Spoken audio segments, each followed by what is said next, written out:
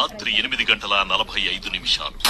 ఇంట్లో వంట వండక మర్చిపోయి బిగ్ బాస్ చూస్తున్నా నేను. ఈ లోపు మా ఆయన బయటికి వెళ్ళి వచ్చారు. చిన్నోడా ఏం చెప్తాను, కొంచెం ఆకలి అవుతుంది, అన్నం పెట్టవా, నేను ఫేస్ వాష్ చేసుకున్నా. నేనేమో వంట చేయడం మర్చిపోయాను. మా ఆయనకి తెలిస్తే తిడతారు. ఇప్పుడు ఎలా అని ఆలోచిస్తుంటే నాకు ఒక ఐడియా వచ్చింది. ఏమైంది, పెట్టినావా?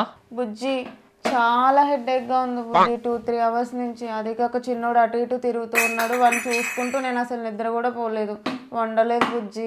ఆ టాబ్లెట్ తీసుకుంటే ఏమైంది? టాబ్లెట్లు ఏం లేవు బుజ్జి. వండన చెప్పు, వండుతా ఇప్పుడు. ఇప్పుడు వండుతావా? హెడేక్ అంటానుగా, ఏమవుద్ది, ఏదో ఒకటి ఆర్డర్ పెడతా. ఆర్డర్ ఏం పెడతావులే బుజ్జి, వండుతాను. పెడతా, ఆర్డర్ పెడతా.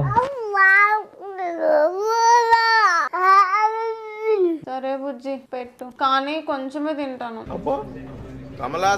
అసలే బాగాలేదు, బయట ఫుడ్ పెడుతున్నావు, హోమ్ ఫుడ్ పెట్టు.